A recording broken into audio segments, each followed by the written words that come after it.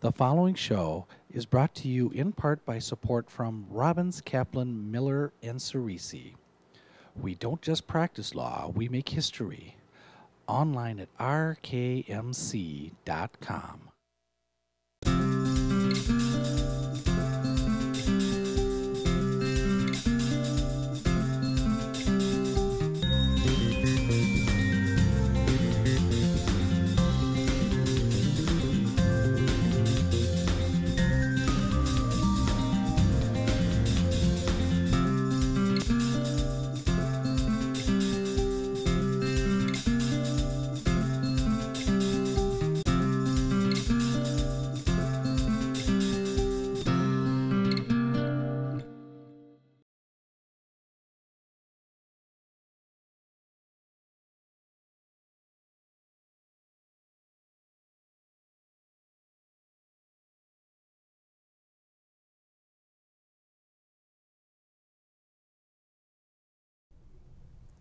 Hello and welcome. We're talking tonight to another Minnesota leader, a great civic leader. My guest is Dave Koch, and I will tell you some about Dave's career in a minute, but I just want to tell you a couple personal things that I found very interesting.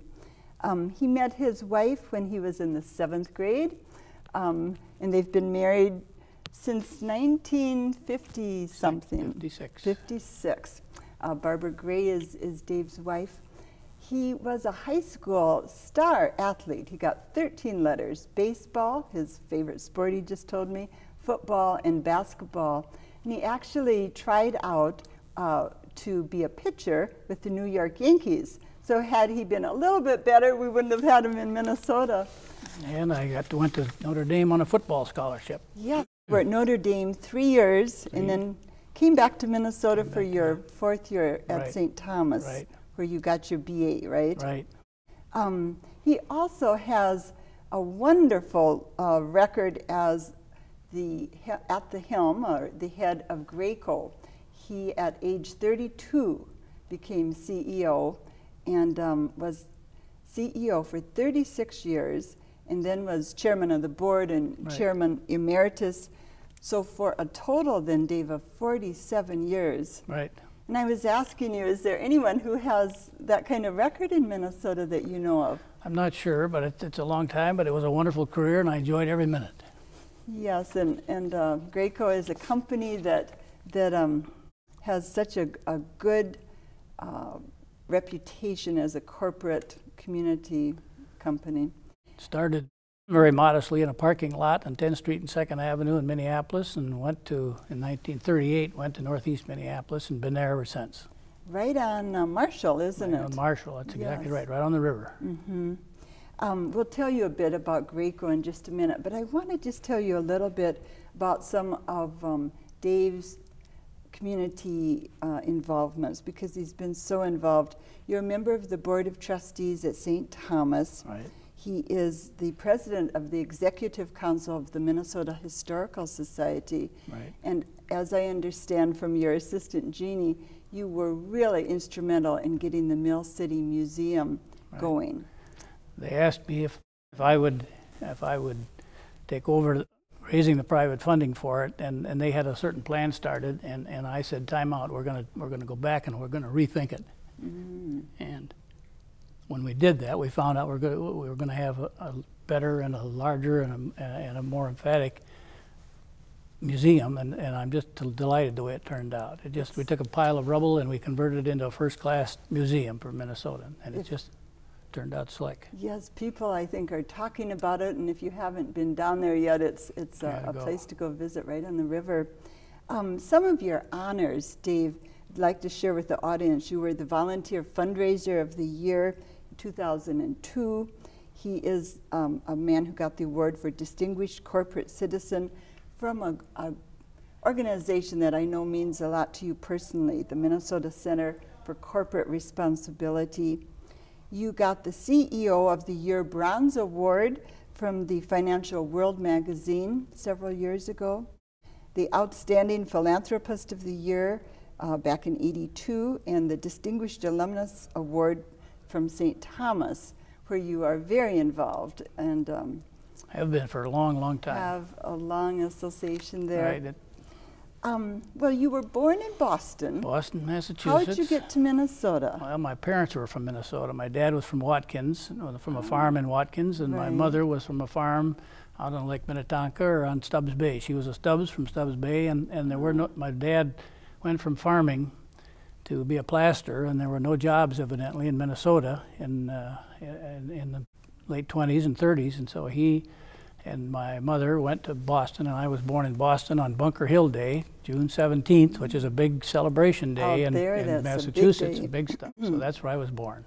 Okay, and stayed there a short time. I think I have a hunch that we were back in Minnesota. Oh, I think I was probably 2 years old when we were back in Minnesota. Okay, so you don't remember living out there? No. And where are you in the family in terms of other siblings? I had an older sister that was 3 years older than me, and another sister who was 13 years younger than me. So I was the only boy. So the younger sister was almost like a separate That's right. family, wasn't it? Right, and I really didn't, her education and mine and so on, we kind of passed in the night. So she was too young and I was off to Notre Dame and so on, but we're getting acquainted now. Ah, wonderful. Did your father and mother live to see you become CEO at age 32? Yes, they did. They did, and Right. I bet they were proud. Oh, I think so. My father was a plaster, and so in all of my careers, why he couldn't be of much help to me in guiding me in business and so on. He had his own little business and plastered homes and so on, and so he was a major supporter, and same with my mother. But they really couldn't be too helpful on business, and they were just proud to see what had happened to their son and the way it went. And were they encouraging you to go to college? I mean, as you mentioned, you got a college football scholarship to Notre Dame, but not really. I mean, they weren't maybe thinking that was necessary. No, they really kind of left me alone. They trusted me as a young person, and finally, when I was 10 or 11 years old, I had a paper route, and I was gardening, and I was doing all sorts of things, and I was kind of off on my own. But sports were always important. I'd started playing baseball when I was 10 years old, and then eventually got into football as a freshman at Wayzata, and had played basketball and after that. So I was really in, and then played summer baseball, Legion baseball. So I was in athletics all year round. So it was, and they were very kind and gentle. My dad was kind of a tough German. My mother was English, and so there was that combination between it. Did they come watch you play? Oh, and my mother did. My dad thought I was going to be a professional baseball player, so he thought I was going to get hurt playing football, so he wasn't too keen. And he was gone a lot. He was, during the war years, he was up in Superior, Wisconsin, working on ships. They were building ships up there then, and they were trying to build as many as they could. And so he was working 16, 17 hours a day, and so I didn't see him first, He'd come home once a month or something, but I didn't see him too often in a lot of my key years. So your mother was maybe more instrumental in shaping you in a lot of ways. And then during that time, my older sister, who was 3 years older, she was going, and they were concerned about her and how she was doing at Wayzata and so on and so on and so on. And so she was kind of, my mother was kind of focused on her, so I was really kind of on my own. So that turned out to be okay. Did that feel a little, was it a challenge at that age? Do you remember feeling on your own to the degree you did? No, I didn't. I kind of liked it. I did. I kind of leveraged, as I look back on my life, my career, I kind of leveraged. I was a reasonably good student in high school. I was on the Honor Society and so on. Probably didn't have much time to study with all the sports. But then I leveraged my athletic skill into Notre Dame education. Nobody in my family had ever been to college, and nor did they talk much about it. I decided for whatever reason at a young age I wanted to go to college. So I went to Notre Dame, and at Wayzata I had been a generalist in in the football. I did a little bit of everything. And when I got to Notre Dame, I needed to be more of a specialist than I was. And it was a period of time when Notre Dame won 39 games in a row and had a lot of GIs came back out of the service. And so I got switched from a back to an end. And I could see in the middle of my junior year that I wasn't going to be playing much. So that's when I decided I'd switch to St. Thomas, and I got to play baseball my senior year and got a commission in the Air Force. And then I kind of leveraged I got a decent education, and then I leveraged that into the Air Force, and I got a commission, and I was an adjutant in the squadron. So it helped me from developing and supervising people, again at a young age. I was 21, 22 years old at that time, and I was the commanding officer, was on flying status, and he was gone a fair amount of the time.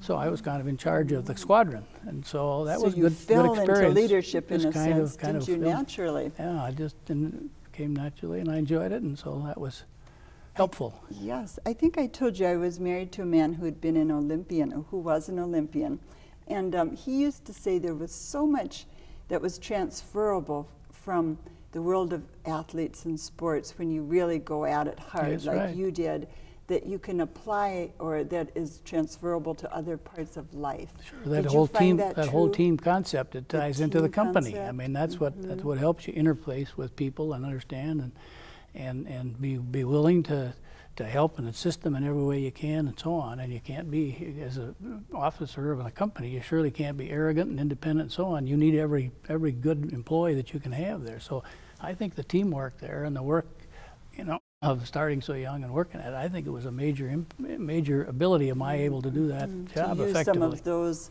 Sure. sports-related Sure. qualities. What about discipline? That's something that, Same thing. as an athlete, Yeah. you could take into Sure. the business world. And I'm again, sure. you have to you follow your conscience on it, because you have people that have the wrong job, and you have to move them, and you have a business that is not going quite well. You have to have enough courage to, by golly, switch it. I mean, we need to protect the whole company, and we just can't have something that isn't working properly. So those are all decisions that CEO types make, and you have to make them. Did you ever picture yourself when you were at Wayzata High or at Notre Dame as a CEO type? Did you see business as your No, I didn't. I came out of the service, and I went in the investment business with my friend Dick McFarland. And when Barbara and I, as you said, we met in the 7th grade, and we dated off and on for years and years. And she'd gone east to school, and I went off to school, and then in the Air Force 2 years. And we're going to get married. Her father asked whether I'd like to come into his company. Well, I didn't know what the company did. I mean, they were in the lubrication business. It started in a parking lot in Minneapolis, and had grown into lubrication business. And then and he'd asked me, and I said, yes, I'd like to come. And so I started then in 1956 when Barbara and I were married. And then I was there 6 years before. And unfortunately, my father-in-law got cancer about 6 months after we were married, and died a year later. And he was really the leader of the company. And then one of the other shareholders, Harry Murphy Sr., took over for a while, and he did a wonderful job kind of filling in, because it was a tough shoes to fill with my father-in-law. And he ran the company, and they had a retirement policy, and then the board had a decision to make as to what they're going to do. Are they going to sell the company? Are they going to bring in a professional from someplace, or are we going to pick somebody we had a lot of different families there, and people from Northeast had been there a long time, so on, so on, so on. And they finally asked me whether I'd be willing to assume that I could kind of a warm-up for a year. I was kind of executive vice president in 61, and then in 62, in October 1st of 62, I became the CEO of the company. So, when they came to you, Dave, and said, would you consider taking the lead, how did you feel? You were 32 years 32. old, married to the man who had, daughter, Barbara's father. And I felt that I could do it, but my first deal is don't screw it up. I mean, these people have been working at this since 1926. And it took them from 1926 to 1956 to get $5 million worth of business. And that's a lot of struggling and so on. And we had good people and good products, and I thought, by golly, my first goal was to make it a $100 million business. I mean, we were 12 million by the time I got to be president in 62. But I said, by golly, we had some good products, we had a lot of good people, there's no reason for us not to be successful, and off we went. And you brought the profits up to 500 million, if I'm... Revenues are up about, yeah. So about from 5 million to 500 million. Right. That's amazing. A major leap. And the nice part about it is the company had gotten into international business early on, and so it was after the war. I mean, I say my generation was the luckiest generation, because during my business career, we were at a time after the Second World War, and Europe had a lot of needs for products, and obviously the United States did in rebuilding their economy, and Japan. One of my first assignments to myself was to go to Japan and change a licensing agreement into a joint venture but it kind of forced the company to think internationally, which is a good thing. I mean, it's tough enough to start in a new market if you don't have some contacts. And fortunately, we had them, and so we could grow both internationally and with new products here in the United States for the U.S. market, which was growing terrifically. So, and the question is the strategy of what business you're in. We'd been in the lubrication business, and when I got there, they were evolving into the paint pumping and handling business at that time. And that turned out to be a major market opportunity for in the automotive industry. With, picked up on that. With both the pumping equipment and the spray guns and so on. And you got to, that is a huge, huge business today all over the world of people that buy Graco equipment for painting cars and trucks and ships and all sorts of things. And then the next step, we took that into the painting contractor business, which is now the third segment of Graco's business. We improved the transfer efficiency of painting, of moving the paint and having less of it go up the stack and so on, and more of it going on to the object. And as soon as we did that, the state of the art of painting in those days was brushing and rolling, but now when they're building a lot of townhouses and condominiums, you can spray it more efficiently, in fact, more quickly than you can with a spray gun and a pump than you can with manually. So that's so that was a major breakthrough, wasn't it, for Graco? Yeah. What do you think, Dave, are the qualities that really aided you in your successful career? I think just being honest with yourself, not taking yourself too seriously, looking for advice from as many of the people inside the company as you can. So not being arrogant. Traveling the world. I went to Europe every year, and I went to Japan and the Far East every year for 36 years, and meeting distributors, and asking them questions. How are we doing? What can we do better? How are our products? How are our people? Do you have any ideas? You know, and getting acquainted and making friends all over the world. It was fun doing it, but I mean, it's important to do it so you know what the facts are. You can't sit back in Minneapolis and kind of pontificate about what's happening. You got to go look, talk to the people that are the buyers. What new products do they have, and so on. And especially the automotive industry. It's an aggressive industry, and especially in those days, you know, the Japanese Toyota was a major customer of ours right off the thing, and in Germany, Mercedes and the rest, I mean, they were all aggressive at expanding, and so it was our job to be there and be a responsible supplier for all the things they were doing. Beat out the competition. Yeah, yeah. When I talk with the leaders that I am talking with, I like to always ask, what's been the most challenging, most difficult aspect of being a leader that you've experienced?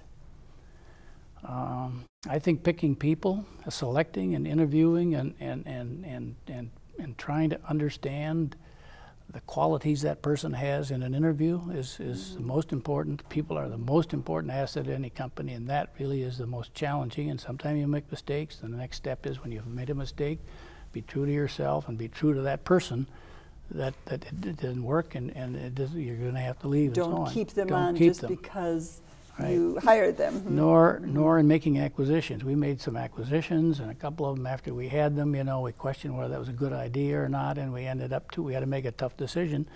We had to say, listen, this didn't work. I mean, and we made 2 or 3 like that we hoped they were going to work. We thought it was going to work. Didn't work. So you have to have courage enough to say, that's not that good for the company. We cut your losses and go. So those are other decisions. And strategy and deciding and re-asking yourself, what business are we really in? I mean, that's when we went from lube to paint. I mean, that was a big jump. It's different, completely different pumping equipment, so on and so on. You had to really step outside and look at the big picture, it sounds like. Yeah, can we really do this? I mean, because the state of the art was pumping out of a pressure pot and a hose and a gun, and all of a sudden we got a pump and we're going to make this and this and this, and is it going to work? And are we going to be? We didn't know much about paint other than our own paint kitchen. That was kind of a rudimentary thing at the time. So each of those steps were significant, but we kind of kept pressing because I insisted we're going to grow this business. I mean, it isn't going to just stay the same just because we had a good year, you know, in 1964 or something. Okay, we're going to rest. No. By golly, our people need more money. The purpose of a business is to serve people. And when we're trying to serve our employees, we're trying to serve our customers with good products. We got to pay taxes to the government who allows us the franchise to exist, so they need tax dollars. we set up an operation through the Minneapolis Chamber that I happened to have been the president at the time. We started the 5% Club. Yes, The Dayton family was in there, and they were itchy to have somebody follow them. And that Wayne was a major thing for our community, Dave. turned out to be a I nice want to thing. talk about that in a minute, but going back to making some of the big leaps in a sense that you did you find that your board and your key staff people were with you 100%, or were they kind of saying, my gosh, this is sort of radical? No, they enjoyed the excitement Did of a new opportunity and a new so thing. you led them And in a way that they weren't terrified by the prospect and of interesting, the big a number of the key technical types, the engineers were kind of off the farm, or if one of our best engineers we had been driving truck for Land O'Lakes. When he came to Graco, he had an idea for a pump, and this man, by golly, Bill Work was his name, he could design anything, and he was just, you'd give him a challenge and a job and turn him loose, and he'd be down in the factory back there working, and pretty soon up they'd come with an answer to the problem, and a new product, boom, was on the deal. I mean, those were the kind of people that made it fun to be in the business. You know, they weren't holding back. They weren't coming through the School of Engineering either, it sounds no, like. No, there were very you few. were trusting them to. We had a few graduate engineers, but not Russ Gray, who was the brother of my father-in-law. He was a great engineer too, but he and a free spirit and a thinker. I mean, he could really design things in the early days. He was one of the key people as well. So anyway, you are obviously, and I'm sure the audience can tell, obviously very enthused about Graco yet, and all the accomplishments and all the inner dynamics. How has it been to be retired, Dave? Has it been tough to let go of the leadership there in the way you've had to? Yeah, kind of. I mean, I miss the people as much as anything, you know, and the challenge of a new year, a new opportunity is always interesting. On New Year's Eve, you know, the year is over, and now tomorrow we start at zero. You got no booking, no billings, so it's always an interesting challenge to start the next year. So. And I miss the excitement of it and the travel and so on, that I had a lot of friends here and there around the world and so on and so on. I miss that. But it's time to move on. I mean, it's time for other people. There's a time for everything and time to move. And you're busy, it sounds like, with yes, so many things at St. Thomas and the Historical Society, right. Among others. Going back just for a minute to the push you made in the community to ask companies, corporations, to give 5% of their pre-tax earnings. Now, the Daytons, you said, were gung-ho. They were the leaders, yeah. But what about other companies? Were they skeptical? Were they saying, are you pressuring us in a way that... We didn't know. Graco didn't have a policy in those days, so I convinced the board that we ought to go to 5%. And my theory was that as we earn profits, some of it's going to go for taxes. Now, why do we want to send those taxes off to Washington, to the bureaucrats, and let them decide? We live here. It's our home. We can see what the community's needs are, and it's tax deductible. A large portion of it is tax deductible. So why don't we fund things that we can see from here? Was my philosophy as we agreed, as I agreed to start this 5%. That's a winning concept. It's a good concept, I thought, and so we started, and we weren't sure how many would sign up. You know, it was back in the days when companies were kind of close to the vest on who they gave money to, because they didn't want somebody else coming to ask them for money. That's probably was the deal. Sure. And the first year, we got 21 members that joined the 5% Club. I mean, right? And so it started with the Dayton family and the Dayton company, and in the first year we had 21 companies that said they'd do 5%. I was away then after I finished at the chamber. Then I went on, and other people followed, and so on and so on. Well, then people decided, a lot of the bigger companies decided it was too tough to go from where they were, because the average giving was about like 1% of pre-tax profit. So they set it at 2%. You could be a member of this organization if you had gave 2%. There were still a lot of companies that gave gave 5%. So that was good. So you broadened the base. So. Yeah, I went around the country and gave speeches to a lot of different places. I went to Florida and to Michigan, and I went to Sioux Falls, and I went to Portland and give. But I'd only go if there were business people there, because a lot of the nonprofits, they'd love to have somebody come and talk about why you ought to give more money away. Right, but you needed to hit the business. But you're back to the start. I mean, giving. I was deeply involved in the United Way, and I was campaign chair at one point in time, and I gave a lot of speeches, and I said, you know, the deal of giving is kind of a function that's hard to get to your billfold. It's easy making funds and making money and so on. It's kind of a natural act, but it's a kind of an unnatural act. Giving is to give it away goes against your grain. Yes. So we had it, but it worked. We had a good campaign. I bet Joe Salvaggio has picked your brain a bit on yes, the percentage he's a great giving. fundraiser, and he's done a good job of that 1% club. I mean, Yes, they've got a he lot of has. people signed up for it. And so my adage to that is, my only ad, and of course I always got an idea for somebody else's issues and so on, but 1% is a little bit arbitrary, because some people ought to give a lot more than 1%, depends on where they are in their lifespan and so on, and what they plan to do with what they have. The whole question of estate planning is something that all of us need to be more conscious of and do it more accurately. And generating funds and wealth is one thing, but giving it to where is another. So, well, as Philanthropist of the Year, you know of what you are speaking. So thank you so much, Dave, for coming down and thank you for inviting me. Sharing your ideas and some about your life. It's been very, very interesting, and I'm sure people are pleased to get to meet the man behind Graco. Well, so thank you. Thank you kindly. I've been lucky all my life and still lucky, so that's good. That's a great feeling. Thank you for being with us. I've been talking to Dave Koch. I hope you have a good week. See you next week. Bye-bye.